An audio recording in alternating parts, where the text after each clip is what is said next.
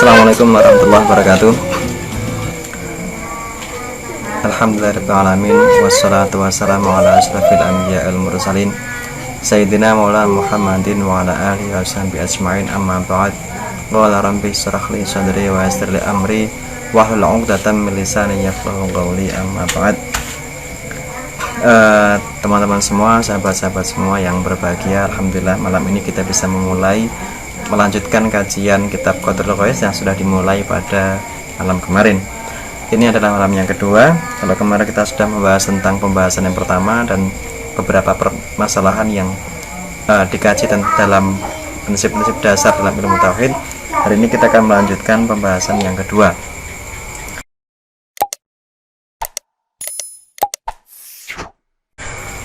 Baik, sebelum kita mulai, mari kita hadiahkan Fatihah terlebih dahulu kepada para guru-guru kita, terutama kepada mu'alif. Semoga kita mendapatkan keberkahan dan kemudahan dalam mengkaji kitab ini. Ila hadratin Nabi Mustafa Sayyidina Rasulullah, thumma ila jami' ikhwani min anbiya al-mursalin wa syuhada wa salihin wa ulama al-mu'minin wal musannifin wa nakhusu khususan la hadrati Syekh Abil As'ad Samarqandi wa Syekh Muhammad Nawawi Al-Bantani wa usulina wa usulih ma furu'ina wa furu'ihim wa hadisilsatina wa asyasatim wa syekhim wa syekhim lahumul fatihah. A'udzu billahi minasyaitonir rajim. Bismillahirrahmanirrahim. Alhamdulillahirabbil alamin.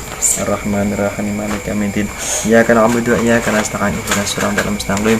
Siratal ladzina an'amta 'alaihim ghairil maghdubi 'alaihim waladdallin. Rabbi ighfirli wa li walidayya wal mu'minin. Amin. Bismillahirrahmanirrahim. Fa inna ahsanal kalami kitabullah wa afdal hadiyati Muhammadin sallallahu alaihi wasallam. Ma syarrul umuri muhdatsatu wa kullu muhdatsatin bid'ah wa kullu bid'atin dalalah. Qala al-musannif rahimahullahu ta'ala wa nafa'ana bi 'ulumihi fid dharain. Amin ya Allah ya rabbal alamin. Bismillahirrahmanirrahim.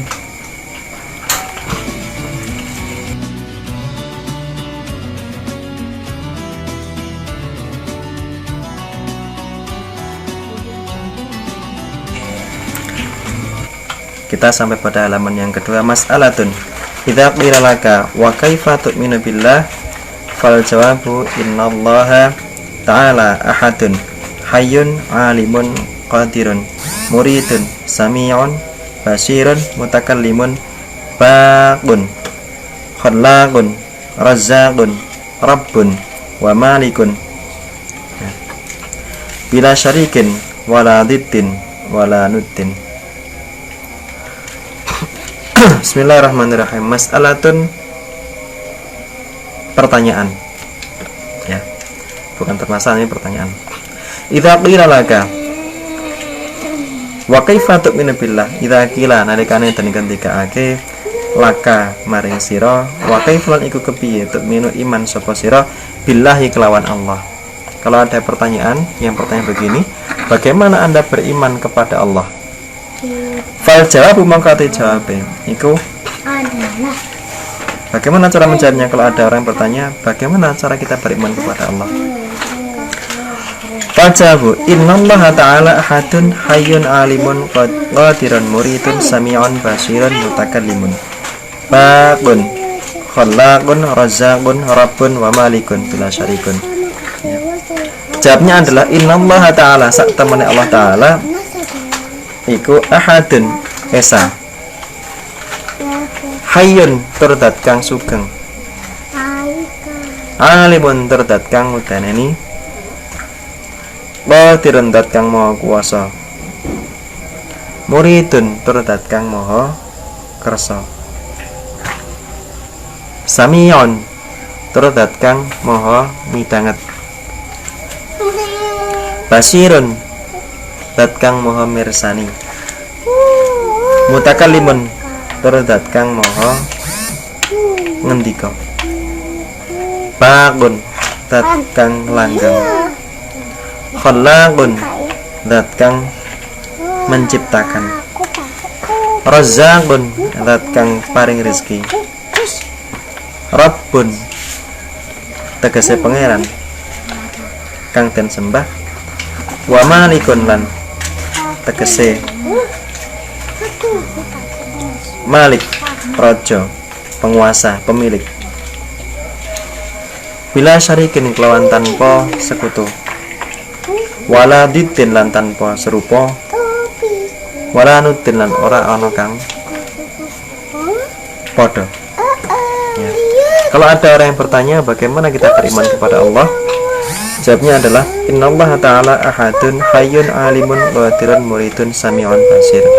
Jawabnya adalah bahwa Allah itu Maha Esa, hayyun hidup, alimun Maha mengetahui, qadirun Maha kuasa, muridun Maha berkehendak, sami'un Maha mendengar, basirun Maha melihat, mutakallimun Maha berfirman, baqun Maha kekal, khallaqun Maha menciptakan, razzaqun Maha pemberi rezeki, rabbun Maha yang disembah, wa malikun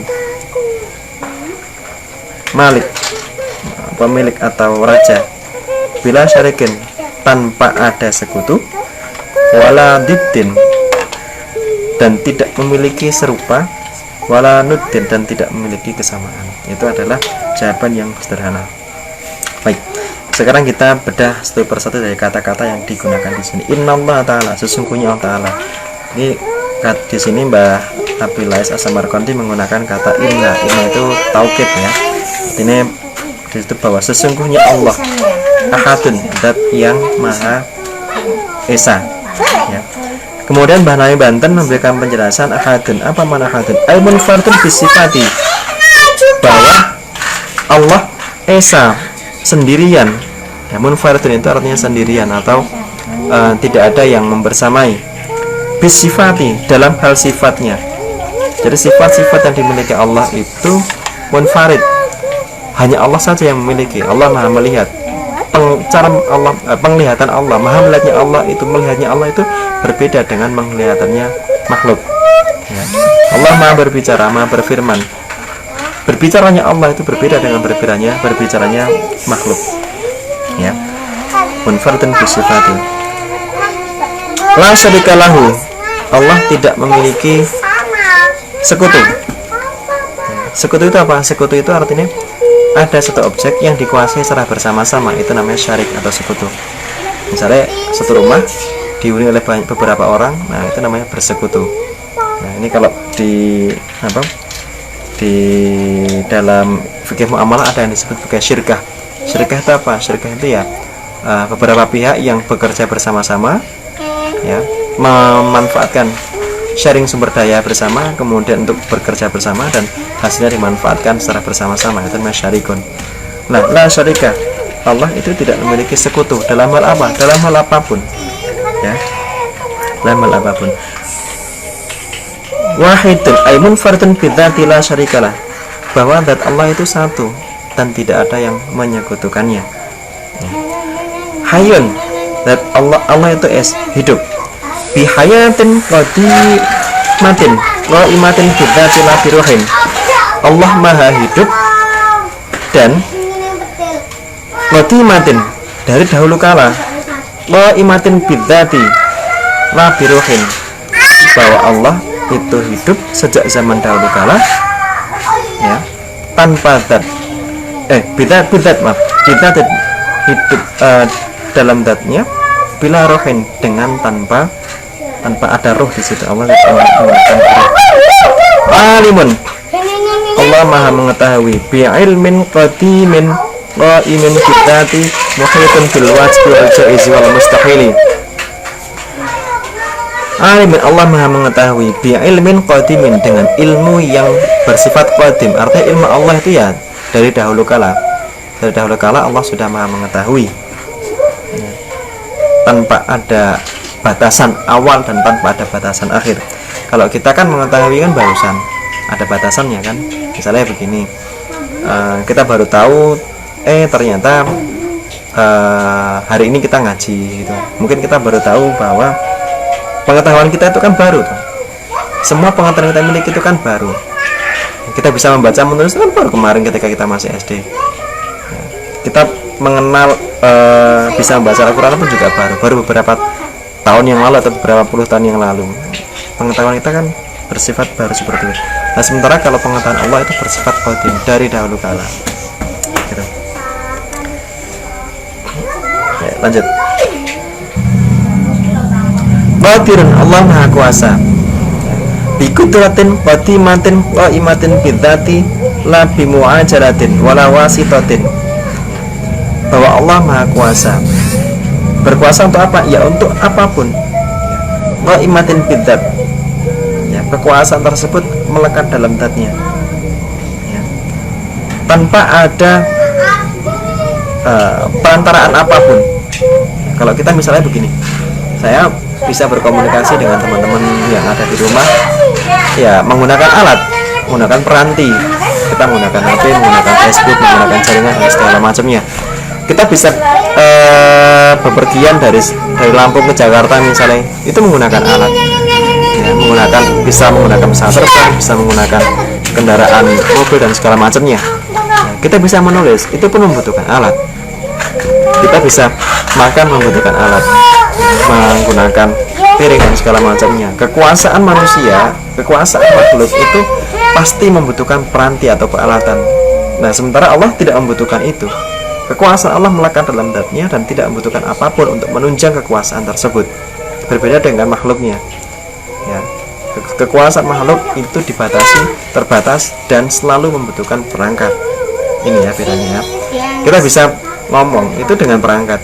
Saya bisa menjumpai, menyapa teman-teman semua itu juga menggunakan perangkat. Ada perantinya, ada HP, ada jaringan internet. Ini kalau HP-nya misalkan baterainya habis, wah salam, udah nggak bisa ngobrol lagi dengan teman-teman semua. Jadi kekuasaan manusia terbatas dan didukung oleh perangkat-perangkat. Sementara kekuasaan Allah tak terbatas dan tidak perlu dukungan perangkat. Ini. Lanjut, muridun maha berkehendak, biiradah qatimah, qaimah bidzat.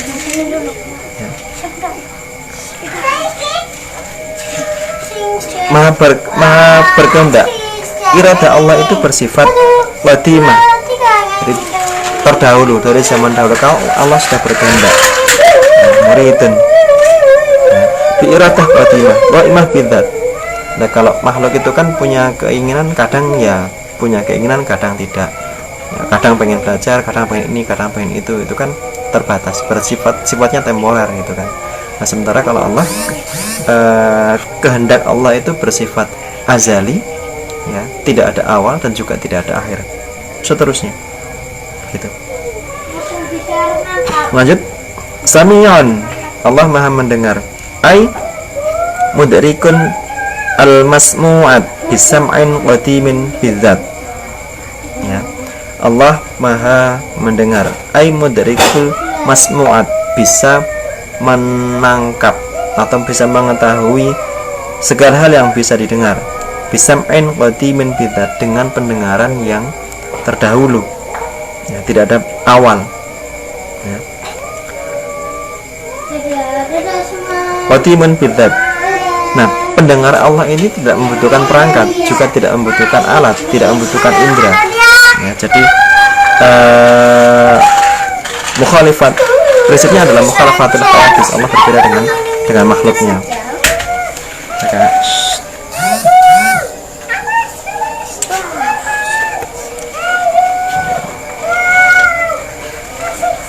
basiran, Allah maha melihat, ay mudrikul mubsirati hala wujudiha bibasarin qadimin qa'imin bidzat. Ya, Allah maha melihat dan penglihatan Allah itu bersifat qadim juga. Dari zaman dahulu kala Allah sudah melihat. Nah, kalau penglihatan manusia kan baru. Misalnya Anda melihat video itu juga barusan ini kan. Ya, rekaman video ini juga baru kali ini. Siaran ini juga baru melihat kali ini. Artinya penglihatan kita itu adalah baru. Anda bisa melihat kitab ini itu juga baru. Tadi nggak tahu kan, tadi nggak melihat kan. Nah, pulpen ini Anda pun juga melihat pulpen ini juga barusan saja kan, tadi nggak melihat kan. Nah, ini batasan. Kalau penglihatan manusia itu kan terbatas dalam ruang, terbatas dalam waktu, gitu kan. Nah, sementara penglihatan Allah tidak terbatas ruang dan waktu. Kenapa? Karena ruang dan waktu itu adalah ciptaan Allah. Maka Allah tidak mungkin dibatasi oleh ruang dan waktu yang justru itu merupakan ciptaannya Allah sendiri. Ini ya logika besarnya seperti itu. Begitu juga dengan sifat-sifat yang lainnya ya. Nanti prinsip dasarnya seperti itu. Lanjut. Mutakalimun, Allah berfirman. Bikalamin qadimin, bakin qaimin bidzat laisa biharfin wala sautin. Nah, Allah Maha berfirman. Firman Allah ini bersifat kekal, bersifat azali. Ya, bersifat kekal, bersifat qadim, bersifat azali. Qaiman bidzat yang qaiman bidzat langsung terkait dengan zatnya. Laisa biharfin wala sautin, yang mana firman Allah tidak membutuhkan suara, tidak membutuhkan huruf. Ya. Jadi firman Allah tidak membutuhkan suara dan tidak membutuhkan huruf. Kenapa? Karena suara ya, itu adalah makhluk. Ya. Huruf itu juga adalah makhluk. Kalau firman Allah membutuhkan suara, membutuhkan huruf, berarti firman Allah itu baru, bukan qadim lagi. Ya, sementara sifat Allah itu adalah qadim. Sementara sifat Allah adalah mukhalafatul hawadis, berbeda dengan makhluknya. Kalau suara Allah itu bukan suara. Kalau firman Allah itu membutuhkan huruf, membutuhkan suara, berarti firman Allah terbatas, dibatasi oleh makhluk. Dan ini mustahil, gitu ya. Maka Al-Quran itu adalah azali. Nah, makanya kalau kita melihat definisi Al-Quran itu kalamun qadimun, dalam qasidah itu kan kalamun qadimun la yumallu sama'uhu tanazzaha an qaulin wa fi'lin wa niyatin. Jadi Al-Quran adalah kalamullah, kalam yang bersifat qadim, yang terdahulu. Gitu ya. Jadi begini, kalau ada orang bertanya misalnya, Al-Quran itu qadim atau hadis? Al-Quran itu apakah hal yang baru atau hal yang terdahulu? Nah, kalau ada pertanyaan seperti itu, tanyakan balik saja kepada yang bertanya. Yang Anda maksud sebagai Al-Quran itu apa? Apakah Al-Quran yang Anda pegang itu, mushaf yang Anda pegang itu, ataukah Al-Quran itu firmannya? Kalau Al-Quran yang dimaksud firmannya, maka itu adalah qadim. Tapi kalau Al-Quran yang dimaksud adalah yang dipegang, yang dibaca, nah itu adalah mushaf ya. Maka mushaf itu bersifat hadis. Kenapa? Karena mushaf itu ya baru dicetak beberapa waktu yang lalu, beberapa tahun yang lalu, beberapa bulan yang lalu. Maka itu hal yang baru. Yang dicetak itu hal yang baru. Sementara firmannya itu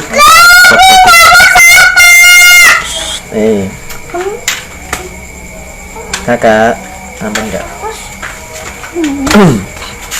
Baik. Bakin Allah yang maha kekal.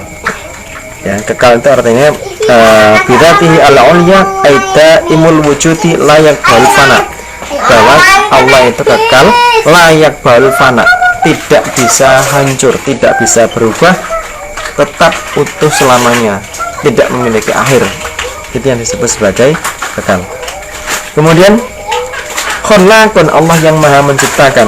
Kasiru izharil mawjudati, bahwa Allah banyak mewujudkan hal-hal yang baru yang dulu belum pernah ada. Bikudrati, dengan sifat kekuasaan Allah ya. Bikudrati wa kasir takdirin kulli wahidin bimiqdarin muayyanin bi iradatihi ya. Yang dimaksud Allah maha menciptakan itu apa? Mbah Naim Bantar memberikan dua definisi. Yang pertama, kasiru izharul mawjudati, bahwa Allah banyak menciptakan hal-hal baru ya, bikudrati, dengan kekuasaan Allah. Wa kasiru takdiri kulli wahidin bimiqdarin muayyanin bi iradati. Kemudian yang kedua, Allah banyak menetapkan takdir ya bagi setiap semua yang diciptakan oleh Allah bi iradati, dengan iradahnya Allah ya. Jadi kalau yang pertama tadi kasir izhar mawjudat bi kudratihi, Allah banyak menciptakan dengan kudrahnya, dengan kekuasaannya. Kemudian Allah juga menetapkan takdir bagi setiap makhluk dengan kadar tertentu, dengan iradahnya Allah. Nah, jadi kudrah itu terkait dengan penciptaan, iradah terkait dengan takdirnya. Baik. Kemudian Razzaq, dan Allah yang maha memberikan rizki. Rizki itu apa? Mbah Naim Banten mendefinisikan rizki sebagai ini: la yaktasu bil ma'kul wal mashrub bal kullu ma intafa'a bi al hayawan min ma'kulin aw mashrubin wa malbusin wa ghairihima. Ya. Jadi Allah adalah zat yang maha memberikan rizki, ay khaliqul arzak wal murtaziqah. Allah yang menciptakan rizki sekaligus menciptakan orang yang diberikan rizki. Allah menciptakan rizki, Allah juga menciptakan para pihak-pihak yang diberikan rizki. Allah juga menciptakan bagaimana mekanisme sampainya rizki kepada pihak-pihak yang diberikan rizki tersebut itu. Ya, jadi Allah menciptakan memberi rizki, maksudnya adalah Allah menciptakan rizki, menciptakan pihak-pihak yang mau diberikan rizki, juga menciptakan metode instrumen sampai rizki kepada pihak-pihak yang dimaksud. Nah, kemudian yang dimaksud rizki di sini itu layak tasubil ma'kuli wal masyrubi, tidak terbatas pada apa yang dikonsumsi, apa yang dimakan dan apa yang diminum. Bal kullu ma intafa'a bi al hayawan, tapi rizki adalah segala hal yang bisa diambil manfaat, ya, min ma'kulin, ya, bagi yang bisa diambil manfaat oleh manusia, binatang, dalam wujud makanan, dalam wujud minuman, dalam wujud malbusin pakaian, dalam wujud apapun itu yang bisa kita manfaatkan, itu termasuk rezeki. Ini ya. Nah, wa ghairiha, dan yang lainnya itu ya. Wa min a'dzami rizqi at-taufiqu lit-ta'ati. Ya, kemudian rezeki yang paling besar itu adalah at-taufiq lit-ta'ah, apa mendapatkan petunjuk untuk taat kepada Allah. Ini adalah rezeki yang paling besar. Wa rizqu bismani zahiran wa huwa al-aqwat wal atimah wa dzalika al-abdan wa batinan wa hiya al-ma'arif wal mukasyafat wa dzalika lil qulub wal asrar. Ya. Naim Banten memilah rezeki ke dalam dua bagian. Yang pertama rezeki zahir, yang kedua rezeki batin. Rezeki zahir itu adalah rezeki yang dimanfaatkan oleh fisik, sementara rezeki batin adalah rezeki yang dimanfaatkan oleh batin kita, oleh jiwa kita, ya, berupa pemahaman, berupa ilmu pengetahuan, berupa iman, berupa keyakinan dan segala macamnya, gitu ya. Baik, Rabbun wa maknahu ma'budun minhu. Ya, qauluka Rabbunallah. Rabbun dalam konteks ini dimaknai sebagai ma'budun, zat yang disembah, Rabbunallah. Wa malikun wa minhu qaulu ta'ala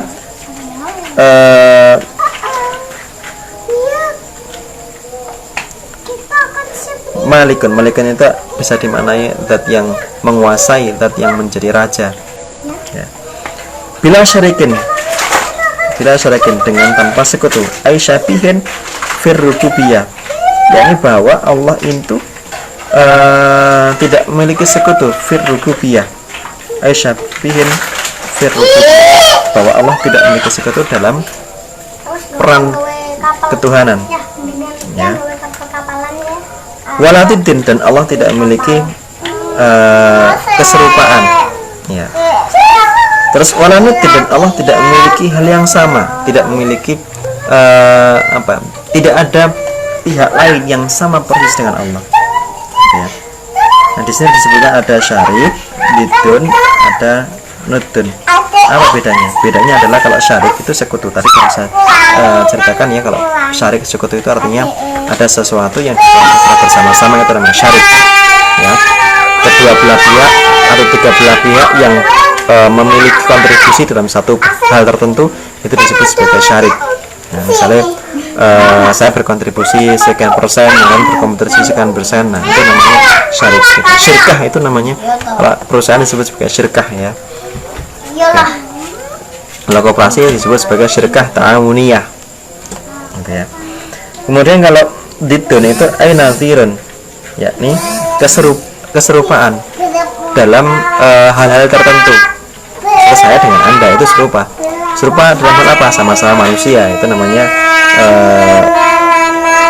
didun.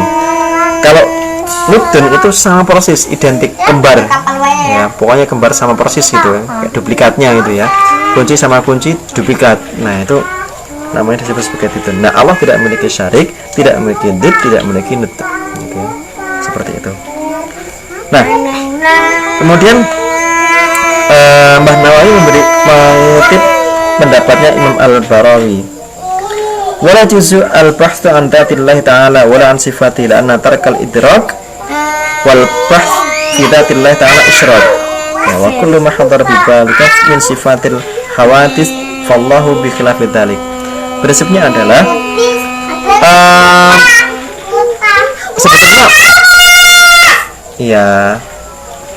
sebetulnya terkait dengan zat Allah, lebih baiknya kita sebagai hambanya tidak perlu berpikir terlalu jauh dalam hal itu. Kenapa?